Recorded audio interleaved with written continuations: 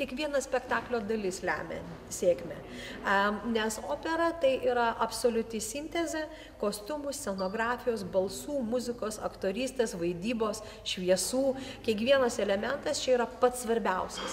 O manau, kad sėkmingo ir protingo režisieriaus tikslas yra turėti aplink save genialų scenografą, genialų kostiumų dailininką, genialų dirigentą, genialius solistus, sėdėti per vidurį džiaugtis.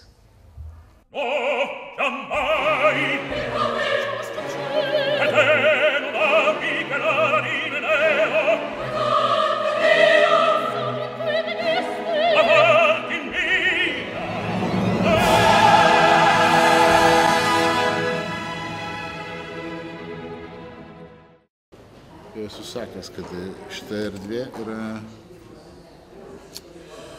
baisiausias kiekvieno scenografo košmaras iš tikrųjų. Nes jau jinai yra žiauriai sunki, žiauriai sudėtinga, su ja yra žiauriai sunku susitvarkyti. Bet jau ir tokia mintis yra, kad reiškia, jeigu susitvarkai su šita kongresų rūmais, tai jau jokia kita erdvė bus nebaisi.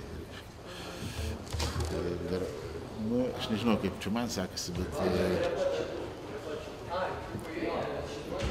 toks dalios irgi kitas bendražygis scenografas Dick Bird, labai didelis meistras.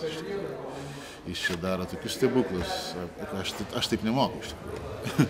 Kaip čia viskas transformuojasi per Bohemą, ten ar per kitus spektaklius, per Eugenijų Oneginą ar per Užburtąją fleitą, čia darėsi stebuklingi dalykai. Aš taip nemoku iš tikrųjų.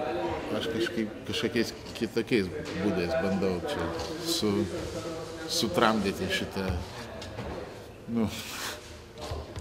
scenografui čia yra košmaras.